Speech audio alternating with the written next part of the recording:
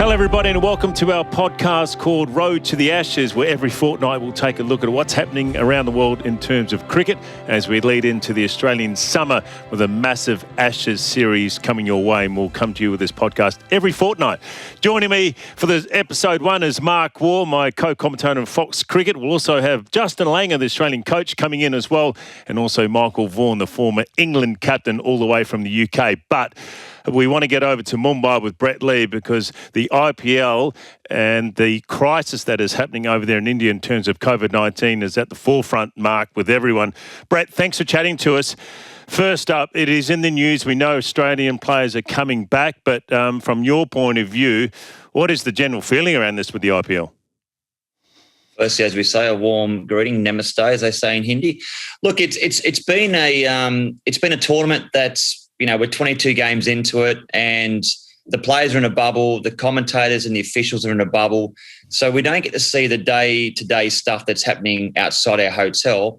Obviously, it's horrific what's going on with the COVID situation. You know, the deaths over here are rising, the spikes are rising in terms of people getting infected.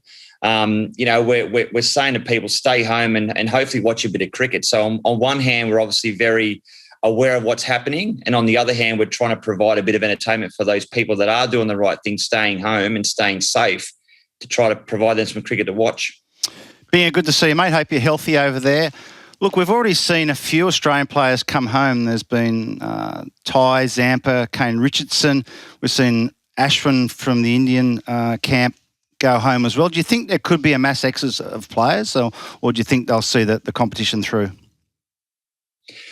Look, I think you have to, and without using the pun, it's sort of a case-by-case sort of situation where, you know, you can't blame, you know, an Australian player that if he wants to go home, if he wants to get out of the bubble, if he wants to get back to his family. And you also can't blame an Australian player that wants to stay on the play the entire IPL if it continues to go ahead. So I think that depending on someone's mental health or depending on their situation, we have to address that situation. Look, what's happened, and the general consensus over here, June, is that anyone that's in the bubble is trying to maintain that bubble as tight as possible in order to try to make sure that nothing infiltrates through that bubble. Because I think once one person in a team gets COVID or tests positive to COVID, that then could jeopardise the whole IPL. That could then jeopardise, you know, everyone would have to get on the plane and sort of come back and quarantine somewhere. So at the moment, from what I'm hearing from most of the players, 95% of the players are fully engaged. They understand the risks. They understand that from an Australian point of view, you know, we had to get permission from the Australian government to be warranted an exemption to come over here, which we got granted. So we're fully aware of what we're doing. And we just have to abide by those sort of COVID rules. And if things change, look, I think it's going to happen where things change on a day-to-day basis and even an hour-to-hour basis as well. Well, Brett, are you under pressure, or is the IPL under pressure to continue? Does it look good if you're out there playing sport, playing cricket, T20 cricket in a very rich tournament when basically people are dying in the streets? Yeah, look, it's very hard to compare that, BJ, because on one hand, you're getting journalists saying all this stuff about, you know, people are passing away around the world and sports continuing. How can that happen? And I get that side of things. On the other side of things as well, from the sort of cricketer's point of view and from a broadcaster's point of view, one thing we are saying is that, you know, the sort of clear messaging, which is throughout the world, and certainly here in India, is stay home, wear a mask, social distance, do all the right things, wash your hands. And so people staying at home, you know, they're bored, they want to have that entertainment. And I think that in a controlled environment with the right structure in place, as the IPL is now, they are providing some entertainment to the people that are doing the right thing. So I don't personally see it being a problem if all those things are done correctly. Now, if, you know, the BCCI come up and say, well, it's not in the best interest for the Indian government or the sort of people that are living over here, they don't want it to happen, well, then I think they will shut it down. But at the moment, you know, we're just trying to provide some entertainment going through this horrible sort of situation. Can you just explain to our listeners that what do you do every day? You're in the hotel, you're in Mumbai, there's 2 tournaments, one's in Mumbai, the other one's in Chennai, but what do you do every day? You go outside the hotel? How does that work? No, we are in a very strict bio bubble here. So, the commentators, whether it's English, Hindi, different sort of regional languages that are all commentating on this Indian Premier League, the commentators all stay in one hotel, which is designed exclusively for the commentators. It's a bio bubble. We're on one floor. All the hotel staff stay with us for the duration of the stay, which is close to probably 70 days when you include the actual time that you spend in quarantine. Everyone's in it together. We will then go from our hotel room or our level that we've got here now down to a car, which is totally all sanitized every single day. They've got the screens up. We then go a half an hour trip to the studio. We walk in the studio. Anyone that works at Star Sports in the studio are all staying at the hotel as well. We then commentate and then we come back to this bio bubble. We can't leave the hotel. We walk a couple of steps from our room to have our breakfast and our lunch every day before we go. So a typical day, BJ, is, you get up around about 10 in the morning. You might do some light exercise around by the pool. We can't use the pool. We can actually walk around the pool. I did my calf yesterday, which wasn't a good thing. We sort of walk around the pool, try and get some exercise and some sunlight. Then we leave at 3 o'clock in the afternoon and then go and work. And then you work until 2 a.m. in the night. You come back and you have your 7 or 8 hours sleep. And that continues day after day after day. Do you reckon the Indian players are under a lot more pressure than, let's say, the international players to keep playing, given the fact that they have families there and some of them have already gone to see their families and not playing? Look, I think everyone's under immense pressure. And, at the end of the day, the guys are doing it because they love playing cricket and they want to provide entertainment to, the fans watching. Now, as we're hearing with Ashwin, there might be some personal reasons or some family issues, the reason why he wanted to leave that bio bubble. And I guess there will be other players that, if one of their family members or their uncles or their aunties from the local players, the Indian players over here that test positive, well, then I'm sure that they'll probably also want to be with them. It's a day-by-day sort of situation. It's a case-by-case. Every player is different. I don't have an issue with a player that says they want to stay on, providing that's what the BCCI is saying. If they're saying it's still safe for the players to play and they're in this bio bubble, then I'm comfortable with that. All right, mate. Well, look, stay safe. We're thinking about you and obviously everyone in India as well, not only the commentators and broadcasters, but also the players as well. And we appreciate you chatting to us. Thanks, guys. Have a good day. See you, Bing. Well, let's bring in Justin Langer, the Australian coach, and also Michael Vaughan from the UK. And JL, great to have you along. Great to have you too, Vaughnie. JL, I'll come to you first, mate. I mean, it just sounds dire over there in India. Have you been speaking to any of the players for the last couple of weeks? Oh, of course, BJ. We keep in touch with them regularly. It was really interesting what Brett had to say, though, wasn't it? And it's something that I've picked up from Australia, is a lot of the players, because they're living in such a tight, secure bubble, and I understand exactly what they're talking about, that they don't necessarily realise this incredible crisis that's going on in the country. So on the one hand, I absolutely agree with Brett about entertaining the masses. I think it was one of the celebrations of our Australian summer that India and Australia could play cricket and entertain so many people. But it just shows, again, the complexities that we've seen throughout all of COVID, not just in Australia and India, but all around the world. JL, would Cricket Australia and yourself be worried about some of the Australian players not being able to get back into the country for an extended period? We don't know how it's going to play out, but there is a possibility that they might not come back to Australia for months. Is that a worry? Oh, we're monitoring it daily, almost daily, June. No doubt about that. I mean, the Australian government's just said they're looking at ceasing all flights, or potentially, ceasing all flights from India back to Australia. I think as it stands now, the guys will come back about 26 days before we're supposed to leave for the West Indies tour. So we'll be watching it closely, and I think there's no doubt the players will be watching it more closely with the time they've already spent away from their families for the last 12 months or so, and knowing what's coming up.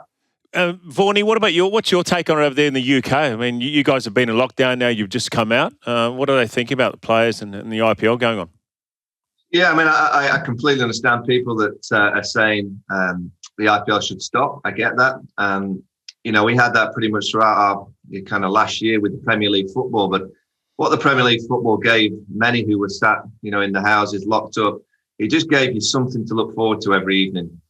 And we kind of look at what the Premier League delivered for pretty much all of our lockdown was a bit of something of joy every single night, watching around the television screen. They weren't taking hospital beds, which is the most important aspect. I guess if, the IPL had issues and had to kind of get one or two players into hospital, that's when it becomes a problem. I was surprised, I will say, that the teams flew to Delhi. I mean, Delhi looks like the place that's been hit the worst in India. And, yesterday I saw pictures of all the players with all their, their outfits on, flying to Delhi. I was amazed that they didn't just stay where they were and continue the IPL from the positions that they were. So the likes of Chennai, Mumbai, Ahmedabad, I didn't quite get the reason why they had to take teams to Delhi. But, in terms of playing cricket, it's irrelevant. But it's very important at times where you just need a little bit of joy every single evening. So I'm pleased in one way that it's carrying on, but it wouldn't surprise me over the next week or two with what we're seeing in India that it does get stopped.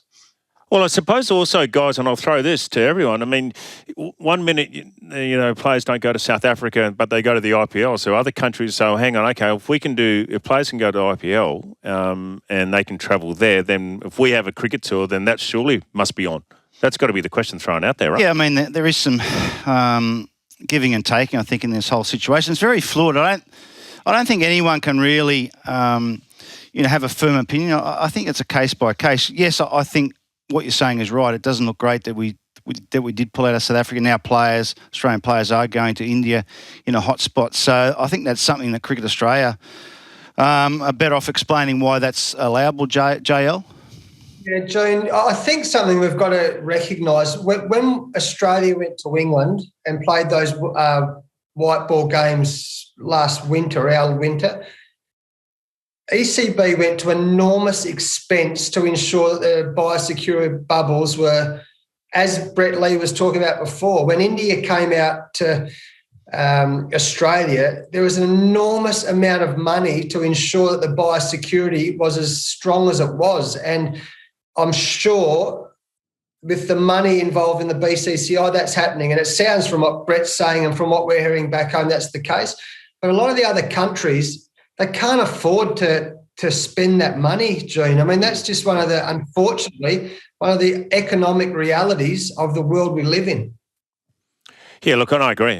That's something that they've got money behind it. And Vaughnie, I suppose from the England players, I mean, you've got a summer going on there at the moment. I mean, you're going to have players coming from India all the way into the UK. Is that going to affect an exodus from the IPL, do you think? We'll have to wait and see. I mean, obviously, India coming to England could be an issue. The ECB will be absolutely desperate. That's not the case. I'll just go back to South Africa, guys. I thought England set a precedent when they pulled out that last one-day game, because of one case. You've got to be so careful that, you don't just kind of look at, what we did back in the UK. I know that the West Indies, when they arrived in the UK last year, and they were fantastic, the first team to travel, first team to play, came so early to make sure they got in this country. And I know the protocols were broken very early on that tour, but the West Indies stuck. You only have to look at Jofra Archer. He left the bubble. The West Indies stayed in the UK. And then Pakistan arrived, and obviously Australia. I thought England were the first team to really jump ship at the first time of asking, which was a poor show. And obviously now with what's happening in India, all England's players are still there. There's one or two that have kind of left the bubble because they weren't playing in their teams and wanted to get back to the UK. But, I thought England kind of set that bandwagon rolling in a way, because South Africa cricket now are in desperate need, desperate times, really struggling financially. And I thought it was England that kind of set that ball rolling, unfortunately. England will be nervous. They'll be nervous about India not travelling this summer. But everything has to be safe. Everything has to be safe. And I'm sure they're looking at what may happen if India can't travel. Who could they get over here to obviously play those 5 test matches? Well, we know that cricket is just a small part, and what we do is we wish everyone well, and hopefully things get a lot better over there in India.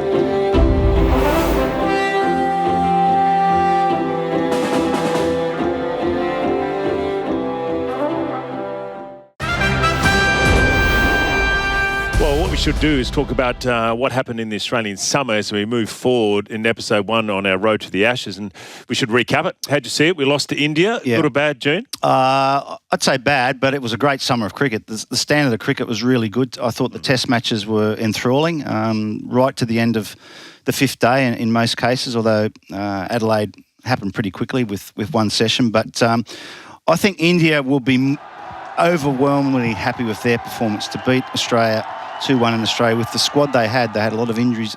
On the other hand, I think Australia would be very disappointed. They were in winning situations in all those test matches and couldn't nail the victory. So I'd say Australia will come out of that summer a little bit disappointed. Yeah, were you disappointed, Justin? I mean, I know that you guys performed pretty well, but overall, I know you would have wanted to win. Your take on it all?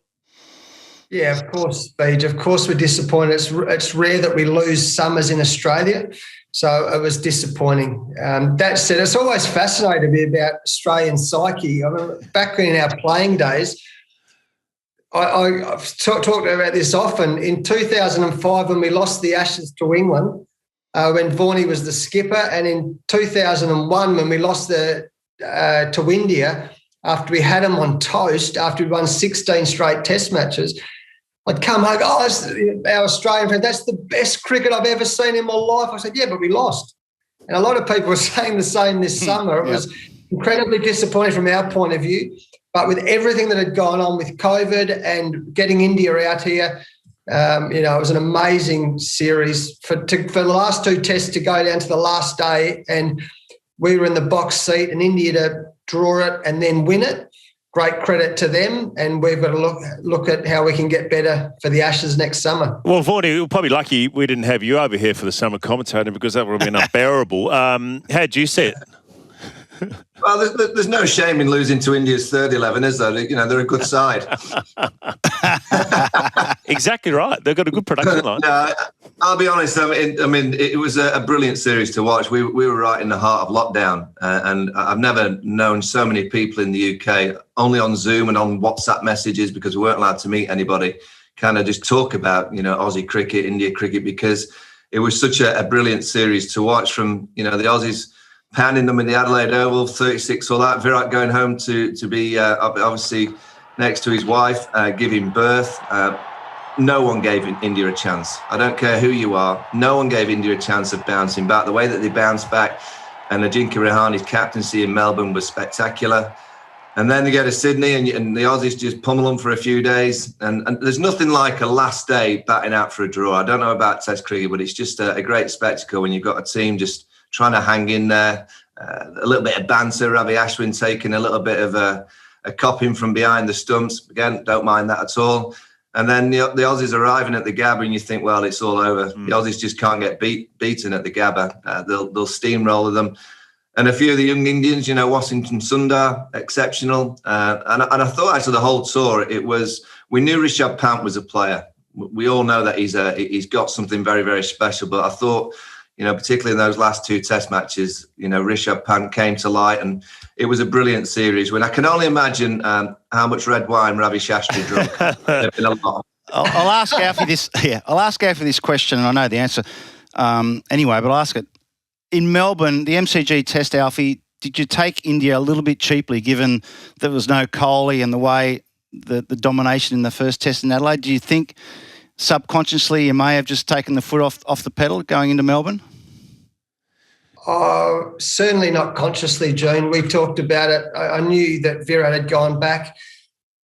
But we also know, I know we all joke, and Vaughan jokes, and a lot of people talk about India's second and third 11. But the truth is, in a country of 1.5 billion people who love cricket, if you make the first 11 of 1.5 billion people who love cricket, you're going to be pretty tough, and you're going to be a pretty good player. And when the opportunities come, you've got to be ready to grab them. And we saw that with that exceptional young talent. They were fierce. And what my main observations at the moment are that we're in this real arm wrestle with India and England on the field. And it's going to be fascinating to see who can break free of that, or if one of the teams can break free. You look at all the score lines in white ball cricket and Test cricket over the last couple of years. It's a really, really tough battle at the moment. And we saw that again this summer. Unfortunately, we fell the wrong side of the ledger. I look at it, guys, and think, I don't know if we're any closer to picking our solid top six. I mean, often you think at the start of a summer you can walk away and go, okay, I reckon 5 out of 6. Yes, there's always going to top, but I think we've got to find an opener still, and 5 and 6. That's what worries me. I think we've got number 6, Cameron Green. Yeah. England's even worse, just quietly. I'm going to say, are you talking about England or Australia? Well, both, actually. But, look, I think during the summer, obviously, Will Pekoski, he was marked down as one of the openers. He had, obviously, the injuries, which didn't help. There was players in and out of form. But you're right, BJ. I think an opener and a number 5 are our 2 spots that we need to nail down. And Pekoski, if he's fit and well, I think he's definitely going to be one of those spots. Whether he's an opener, I don't know. Alfie, what do you think of Will if he's right? Where's his best spot in the batting order? Well, he's got this incredible temperament, Gene. He bats for, I think he's got 2 or 3 double hundreds in domestic cricket already, which it's rare for young players to do. That's what I love about Cameron Green. That's what I loved about a young Steve Smith or Phil Hughes or Michael Clarke or Damien Martin or Ricky Ponting. They make huge runs. So his temperament's excellent. And I know he opened for Victoria. My view's always been, if you bat in the top 3, you can bat anywhere in the order. So I love the fact that he's batting in the top 3 for Victoria. Where he fits in, time will tell, and depending on opportunity and timing. Well, I suppose Vaughnie, he wasn't in the contracted list that's just come out for Cricket Australia, Vaughnie. So, I mean, listening to Trevor Hones, basically saying that it's up for grabs. That position's up for grabs in the top order. Yeah, I mean, I look at both teams, and both teams have kind of similar traits. They've got some real high-class senior pros, incredible players across, the likes of Steve Smith, Labuschagne, Joe Root, Ben Stokes, Josh Butler, Pat Cummins, Hazelwood and co. That they're a high class, and then there's a mixture around there that I think both teams are just trying to find the missing links. And the missing links from the Aussies are young players that are coming through. I look at Pekoski. I've seen a lot of him online. Looks a player. I think those bounces, the way that he's been hit a number of times, will be what I'd be trying to challenge him with. I'd be certainly challenging him with those short ball, particularly flaps at the pull shot every now and again as well. But he looks a player. Cameron Green, I've said it many times in the winter, you found a player. There's no question he's going to be a superstar going forward. You can see everything about the way that he plays, his body language. Even when he bowls, he's not got the wickets yet, but you can see that he's going to get wickets in time. So unfortunately, you've found a very good player in Cameron Green. Whether he can match some of that Ben Stokes, I'm sure you're hoping he can do, but he looks that kind of player that's got a similar chance of being that all-rounder that you can build your side around. England have got a similar kind of problem at the top of the order where they've gone to India, they've been blown away, and you've got 3 youngish players, or not youngish, but players that haven't played a lot of Test cricket in Rory Burns, Dom Sibley and Zach Crawley that had real poor tours. And now they've got 7 Test matches in the English summer to try and find form, find some kind of rhythm, get some confidence, because you'd want to arrive in Australia in November time as a younger player with at least a few hundreds behind you to get the kind of confident flows going through the mind, because we all know that playing in Australia is up there with the biggest challenges. Well, batting was a problem, but I think the bowling for Australia, the 2 Test matches at the Gabba and Sydney, and then you go back to Headingley. That's 3 games we should have won, especially with that bowling attack. So I don't know what lessons need to be learnt out of that. Alfie, have you got thoughts on that quality of bowling lineup on paper not being able to do the job? Is there something there that you can work on? There's a lot of discussion post-series that we could have rotated the bowlers.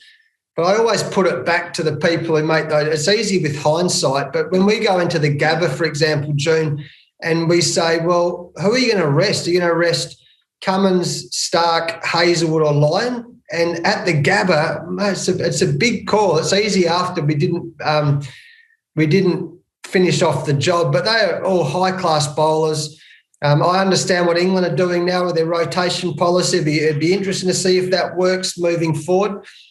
But, they're really, really great bowlers, and, we've just got to keep finding ways. We've got to keep finding ways, but I certainly back those guys in to do the job, that's for sure. Well, Vaughnie, there was plenty of talk about over here in Australia, tactically maybe the Aussies got it wrong, and, Tim Payne come under a little bit of pressure, as you normally would do. If you're losing a Test match at Headingley, you're losing a couple of Test matches in Australia, your captain comes under a bit of pressure, which is normal. Did you see that Vaughanie, from your neck of the woods?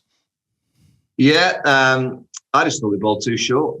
I think it was as simple as that. I thought they got a little bit in that mindset of trying to intimidate India with short stuff. I thought it was quite simple. They just need to bowl a few yards a little bit fuller, try and find the outside edge. Again, it's easy. Sat on my sofa here in the UK, freezing my kind of knackers off in a way. But it looked to me like they got into that mindset. Oh, we'll just roll India, bowl short, try and intimidate them. I think the rotation is quite an interesting one. I think England have opted for this rotation for quite a while now because of the Broad Anderson situation. They made a pact that they weren't going to look to play Jimmy Anderson and Stewart Broad together unless they had injuries. And that rotation has come because of that, really. And then obviously the bio bubbles came into place, particularly in India. They went for this rotation policy, which, I didn't agree with, particularly against what I see as the best team in the world, India, in their own backyard. I just don't see how you're rotating across those 4 games when, you're trying to be this test team of note, trying to get up the rankings, trying to position yourself in a way to win in Australia in a few months' time. So I didn't quite get England's rotation policy, but it's always easy once you've won a series for the likes of us to come and criticise. But I thought it was quite simple. I thought over the course of the series, again, I've not got all the Hawkeye data, but from the visual eye watching it on the screen, I just thought the Aussies bowled a little bit too short. Yeah, I agree with that. I think Nathan Lyon not getting a lot of wickets in the Australian summer was costly to Australia winning, not winning those test matches. I thought his tactics were a little bit negative, to be honest. I think setting the field back and... Do you think that's captain? Think that's captain or I think it's both. If I'm bowling right, when I used to bowl, I couldn't bowl very well, but I would know what field I would want. So to me, the bowler should have more of a say on what field he's got. I don't know whether that happens or not, whether Tim Payne... I'm sure there's chit-chat about it, but I think the bowler should take more responsibility for the fields that are being set. Are we happening with the captain? Happening with his captaincy, Tim Payne? Well, he's... Go on. On captaincy, Tim Payne's record's very good. He's got a win percentage rate of 48. That's pretty good. But, we all know as players and coaches, JL and me as an ex-captain, you kind of go back to your room at night knowing when you've done the hard yards and when you've got your team over the line. And it will be irking on Tim's mind that, he didn't get the team over the line in Sydney, the Gabba, he'll go back to Headingley. So the Ashes is very, very important for him, particularly the start of the Ashes. And I think England will look at that. And I think they'll start to see that, Tim has had a few games where he's not quite, and it's not all down to him, but, you are responsible as the leader. He hasn't quite got his team over the line. And I think England will look at that. And I think they'll look at also the fact that India won at the Gabba. I think that'll give England a little bit of hope that, England generally go to the Gabba and it's 1-0 after about 4 hours. It's just the kind of mindset that has been the case. Rightly so. 98. It's just that it is. It's like this juggernaut hits you in the face as a touring team. I think India also got a bit lucky that, the Gabba came at the end of the tour, that they've been there for such a period of time. I think playing that, obviously the first test there may be that little bit more difficult for England, but they'll certainly be looking at Tim Payne and trying to put him under pressure because, he hasn't, had that kind of feeling of getting his team over the line in those games. He has on other games and other occasions, but I think England will certainly be looking at that and trying to put him under pressure. Well, me personally, I don't think there's any problem with the captain. I'm happy with Tim Payne because I don't think there's anyone else yet. I can't see Pat Cummins coming in. I don't like it. I don't like quick bowlers being a captain. I just think the last thing you want is want him bowling bad because you don't want him bowling badly. If he doesn't bowl 100%, well, you don't want the batsman batting badly, do you? Yeah, but they don't have to do anything in the field. They just have to stand there and eat volleys. And toast the sandwiches. They don't have to do anything. So the workload for a bowler is so much harder. Yeah, look, I think fast bowlers can be captain, but not very often. But I think Pat Cummins and Steve Smith personally, they're the two options that I see, and I think Tim Payne's he's going to keep the captaincy as long as he's playing well, and I think he'll get through this summer, not a problem. He's obviously closer to the end of his career than the start of his career, Tim Payne, so you've got to speak about it. Yeah. So I think the options are very limited, personally. But I think there's Pat Cummins and I think there's Steve Smith, possibly, who could be vice-captain when Pat Cummins is rested or rotated, then he can take over the captaincy. That's the way I'm seeing it. I mean, it would be foolish to change our captain with the Ashes series coming up. I cannot see that happening. Let me just knock this on the head straight away. Yeah, good, that's what you're here for. Tim Payne's not going to be captain for the whole Ashes. Don't worry about it. So you can talk. No, I'm not worried about it, actually. I know you've just backed him up there. So it's great speculation. We can talk about in the pub. We're talking about after that. Tim Payne's outstanding. And the only thing I'd say about Pat Cummins is Imran Khan's now the president of the United States of Pakistan. So he's the president and he captained Pakistan. So, who knows? Who knows what could happen? Can you fire up? Well, it's unusual, actually. Pat Cummins is a fast bowler with some brains. It's pretty unusual. Well, you don't want him bowling badly. That's my point. So that's why I don't want to overload him with that. Yeah, but BJ, you don't want a captain who's batting badly or wicket keeping badly either. So but you put the whole thing. So who are you suggesting is the next captain? I think Smith's got to come back after Tim Payne. That's what I'm saying. I'm saying leave Tim Payne there. Don't make Pat Cummins captain, and Smith will come back and captain the side. That's what I'm saying. It's a possibility for sure. Not the stupidest thing you've ever said. Well, you've heard it from the Australian coach. Tim Payne will stay this summer as the Australian captain.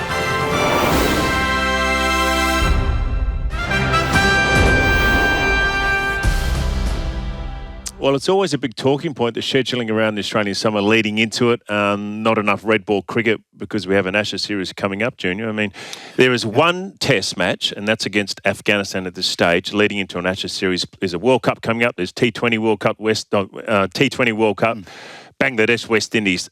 Do we have a problem not having enough test cricket leading into this Ashes series? Well, we don't have to worry about burnout before the summer, do we? That's one thing. So, look, I don't think it's ideal. I think you'd like to see the Australian players playing probably, at least another couple of test matches, maybe some Sheffield Shield cricket. I don't know what the schedule is there, but no, it's not ideal. No way. But it is what it is. Well, Alfie, was that a worry for you, mate, leading into an Ashes series? I know you've got a lot of other things coming your way, T20 World Cup, one-day cricket, all that sort of stuff, but is that a concern? Well, I'm of the strong view, BJ, that the best systems are born on red ball cricket.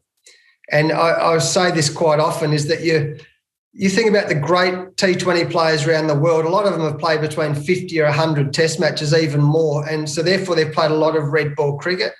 And I also know that the Australian public really identify with the Australian test team. So we have to be as strong as we can be in test cricket. I guess the more we can play in this really complex future tours program, is going to be better for everyone. But that's where our Sheffield Shield, our domestic competitions, it's vitally important we keep that very strong. Well, Vaughnie, you guys over there in the UK, England will play 2 tests against New Zealand, they'll play 5 against India. So they could be tied, your boys, before they come out here. Yeah, absolutely. I mean, you can look at it 2 ways. You can look at it that they may be tired. They will rotate, so that bowling unit will certainly be rested. And I would think probably all of them out of the 7 test matches will only play 3 or 4 test matches. So I don't think they'll, be grinding them into the ground. The batting unit needs 7 test matches. It needs 7 test matches to try and find rhythm. I've mentioned the likes of Crawley, Burns, Sibley, Ollie Pope. Dan Lawrence came in against India, looks quite a good player. But that batting lineup needs a little bit of consistency, and they need to start developing partnerships, because I believe the only way that they're going to win in Australia is by getting big runs, by getting 450, 500s. They've not been able to do that overseas against quality teams for quite a while now. You go back to India, you go back to last time in India, last time in Australia. It's all right doing it away from home in South Africa when there's no Rabada. You're going to get big runs against those kind of attacks. But 7 test matches for the batting unit to try and find some confidence, some rhythm. So in that way, I think it's a good thing. They'll arrive there around mid-November. If they get to the World T20 final, if it takes place in India, we'll have to wait and see. I think the test players arrive around 10 days or 12 days before the Ashes start. So that may be an issue for the likes of Jofra Archer, Ben Stokes, Josh Butler, who certainly will be a part of all three formats. The test players who are just test players are going to get there early and try and play some, obviously, cricket, get into the groove. The last time England won in Australia in 10-11, they got there early and played lots of cricket, got used to hitting the kookaburra ball, bowling with it, batting against it.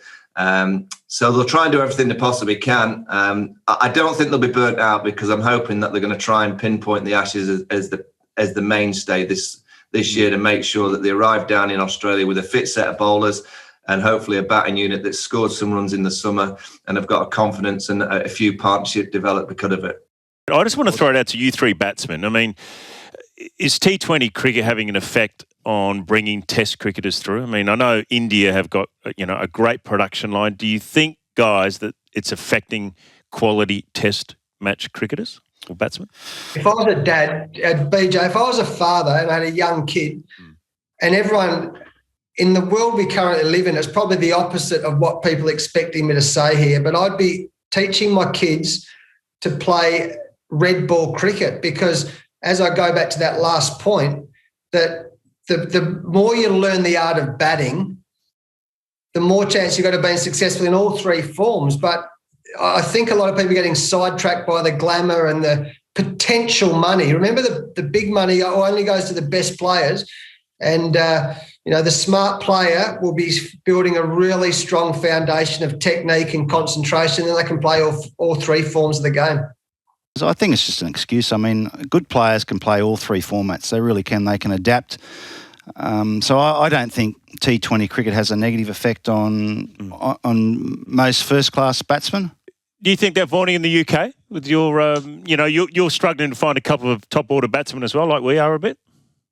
Yeah, what I will say is I think the mindset of the player of the modern game has certainly changed. There's not as many willing to, really battle out a ball that's swinging around or spinning.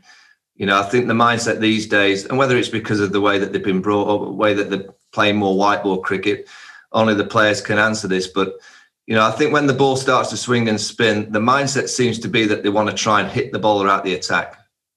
And they want to try and score quick runs because they feel that maybe they haven't got the technical side of the game to survive long enough. We saw that in India with England against spin. As soon as it started spinning, every trick shot came out. They put the reverse sweep, orthodox sweep. They were dancing down.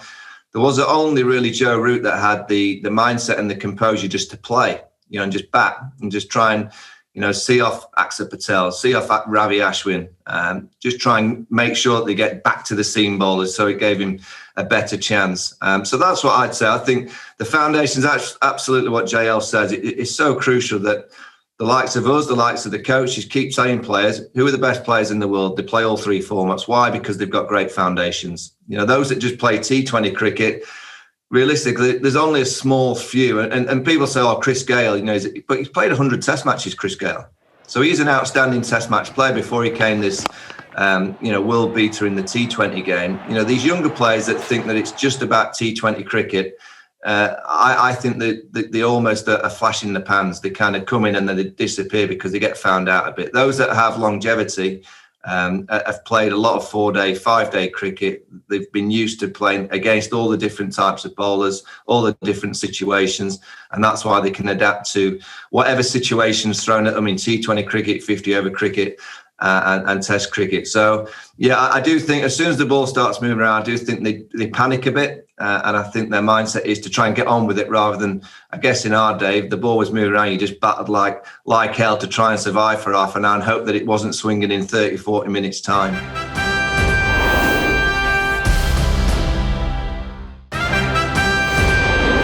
Well, we're getting towards the end of our episode 1 in our podcast, but we need to speak about England, Michael Vaughan. Now, how are you guys going to come out here and play well? I mean, yes, India looked pretty good, but are you lacking a couple of openers and maybe even an off spinner to bring out to Australia? Well, I think we've got Jack Leach will be the spinner. Whatever you make of Jack Leach, he's got plenty of character. I thought from the India tour, he kind of came through it quite well. Dominic Best, I think he needs a time in county cricket and a little bit of time away from England just to try and develop his game. England are a good team when it all fires, and I look at the Indian leg of the kind of winter, and it disappointed me that England didn't highlight those 4 test matches and making sure that their best players were available for every single game. They went 1-0 up and they changed 4 players, 3 of which were flown home. I didn't get that. I don't get that mindset. And why they didn't change the philosophy around that was disappointing. But, you actually look at the conditions that they played in India. They're going to probably count for nothing going forward. It certainly won't count for anything when they come here and play New Zealand and India for 5 test matches. And conditions, obviously, in Australia would be totally different once again. So the only thing that it can hurt is individual players within the side, because the likes of, particularly that top 3 that I've mentioned, Burns, Sibley and Crawley, they arrived in India with confidence, and they've arrived back in the UK with a little bit of a question mark about their positions in the side, because all 3 of them averaged, I think, about 14 or 15 each throughout the series, which, even though the wickets at times were very, very poor, particularly that pink ball test match in Ahmedabad, it was a real poor pitch for test match cricket. I didn't see many players getting 2 men. When Joe Root can get 5 for 8, you can't tell me that that's a great test match wicket. I agree. It was a shocker. So, you've got to be careful. They went about the business not in the right fashion in terms of the way that they selected. The conditions are completely different to what they're going to get going forward. But this summer, they have to find combinations. I really believe, you go back to JL and Matthew Hayden at the top of the order for Australia. It was just a partnership. I don't see that many partnerships in the England batting lineup, that when they go out to bat or when they get together, you kind of sit back as a commentator or as a fan and go, oh, those 2 are back together now, we should be okay.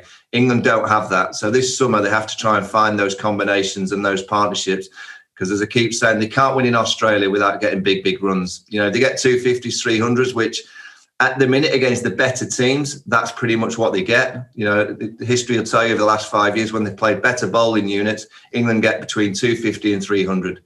Sometimes a little bit less than that. That won't win them the Ashes. Right. They have to learn and work how they're going to get 400, 450. I'll summarise England for you, Vaughanie.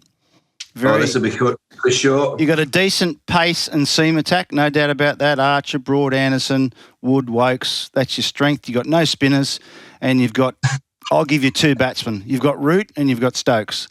Zach Crawley's not a bad player. You need to find 3 batsmen and you need to find a spinner. But he's right also, though. I mean, you look at that Indian series, you can't take much out of that. I mean, really, those pitches were woeful.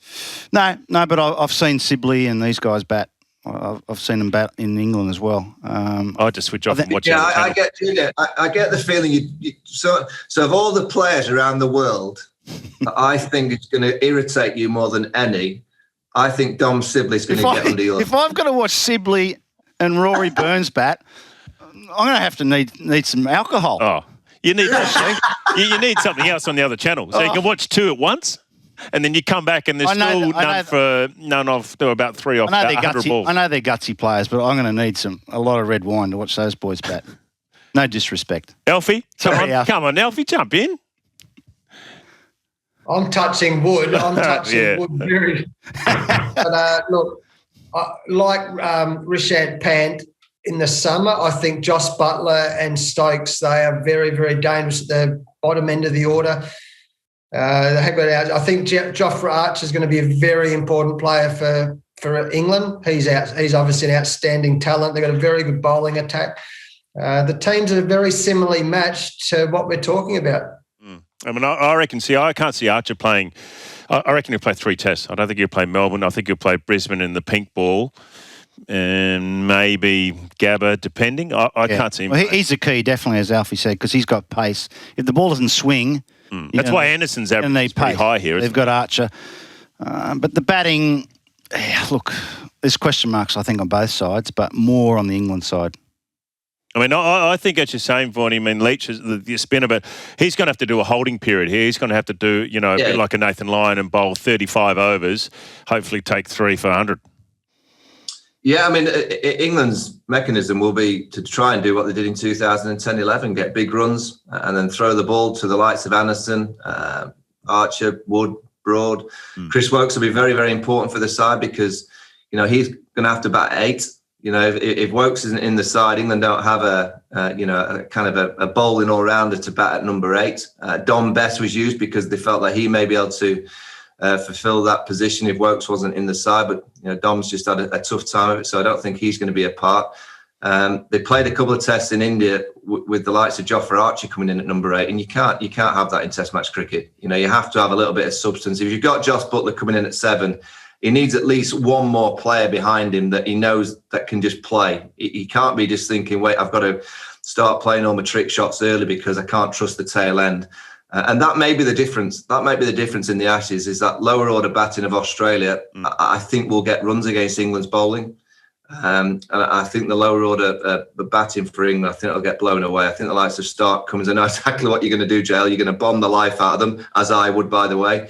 And I think that could be a difference. It was a difference in the last Ashes where England were quite a parity for a while, and then all of a sudden, those lower order runs were huge and crucial, got that extra 100, 120, and England were blown away. And I've just got a funny feeling that might be a similar kind of story the next time round. Vaughanie, what about the Stewart Broad and, Dave Warner? I mean, Dave Warner didn't have a great summer, but got injured. I mean, how important is it for you guys to keep the lid on him? Because if he gets going, he will have a bumper summer. I mean, Stewart Broad's probably going to have to nearly play all the test matches, I reckon, just to keep your lid on him.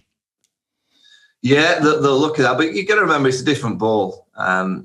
The Kookaburra ball won't be zipping away from the outside edge quite as much as a Duke ball here in the UK, particularly on some of the wickets that the Ashes were played on in 2019. It looked tough for the top order. You know, Hal Labuschagne scored all those runs, and Smith, in the conditions that I saw all the batters have to face, it was remarkable, really. So I don't think Warner will be too concerned about Broad. I think Jofra Archer may be the concern for David Warner. Archer's had Warner quite a few times. It's just whether Archer will be fit. That elbow's a clear issue. Yeah. He's just had an injury, actually. He's just done his finger. He dropped a goldfish bowl on his finger in the bath. I mean, that's one way of getting injured. That's how he pulled out the IPL, because he had a bit of glass from a goldfish bowl that he dropped on himself in the bath. So his elbow's the real issue. It's been injected a couple of times. I've no idea how many test matches they kind of penciled in for him for the summer. I would say probably three or four, and they'll hope, as you mentioned, BJ, to get 3 out of him in the Ashes series. But there's always that question mark and kind of finger prodded at Jofra is how much he really loves test match cricket. You know, he'll say that he does. Many that we speak to don't think he's quite got the love of test match cricket as some others around the team. It's amazing that, Vaughanie, because I read a great article from the former all-rounder Chris Lewis, who said the same thing. He said, look, often, people would say to me and write up in the press that I don't love test cricket because I just played it in a more of a flamboyant way. I mean, and Jofra Archer came back and said that. He says, look, I love test match cricket. It's just because, I play it a certain way that, I get the stigma that I don't really care. So I thought that was interesting that Chris Lewis even said that in one of his articles. Yeah, and that's great, and Jofra's come out and said that. But, I think, when you're looking at his paces that he's bowled, there's been times where his pace has been nowhere near the paces that, I think we've come to kind of like Jofra Archer for. I think he's a tremendous cricketer. If I was England, I'd be managing him as best I possibly can to make sure that, he does have those kind of great enjoyment energies on Test match day. I wouldn't want him to bowl 20 overs a day. It'd be 12 to 16. Can you just come on, Jofra? Give us 3 spells as quick as you possibly can. Just try and create a bit of havoc. I don't want you bowling those kind of donkey overs in the middle, just kind of wobble seam and, bowling at 80 miles an hour. Let Broad, let Anderson bowl those kind of overs. Can you just cause a bit of chaos for, 12 to 16 overs per day? And great to hear him say that, but it's just when you see his paces drop so much in Test match cricket on a regular basis, you do start to question it. Yeah, JL, is that the challenges for a coach, do you think? Not so much the captain getting the best out of your players throughout the whole summer when it's, a long summer? Of course. The one thing I often say, though, Beej, one thing that's helped me be hopefully a decent head coach is I've got 4 kids, and people laugh when I say that, but my point is that all my daughters all come from the same place, same upbringing. They're all so different, and it's the same. If my daughters are all different, all my players are going to be the same. So the key for the captain, the key for the coaches, the key for your teammates is to respect everyone's a bit different. I'd be really interested in Junior's view, actually, because Junior, always had this sort of laid-back demeanour, was a great player, but often got, people would say the same thing, June. So I'd be interested in your take on it.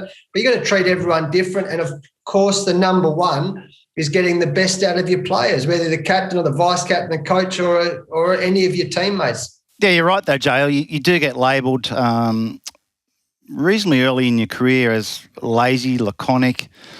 Other players get labelled as really intense. So it is something you've got to handle as a player. I don't think there's an easy answer to it, but that's where the captain and the coach come into play. As JL said, you've got to get the best out of your players. You've got to know each player individually, their character, what makes them tick.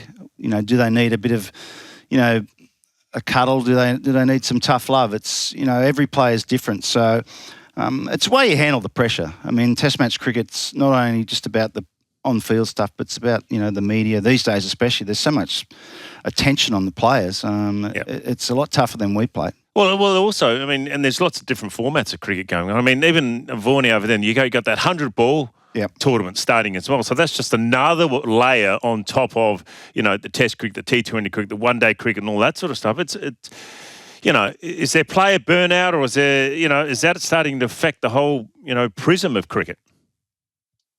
Yeah, I mean, England, obviously with the central contracts, they'll manage the players to make sure that they don't get to that burnout stage. We needed a different tournament here in the UK, and the Big Bash has been a great success. Obviously, IPL is the number one. We needed something different. We needed a tournament with lesser teams, so we've now got an 8-team tournament. It's caused chaos. The cricket diehards, the county fans hate it. The 100 panel, the board or the consultants have changed many things. They even tried to say that it was going to be outs rather than wickets. Well, that's been put to bed, thankfully.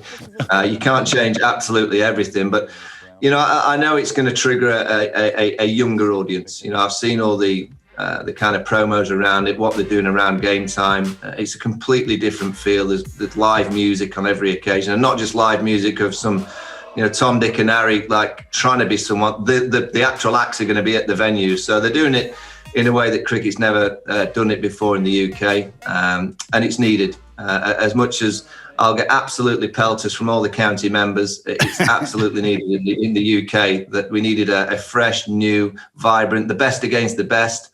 I know there's quite a few Aussies coming over to play in it.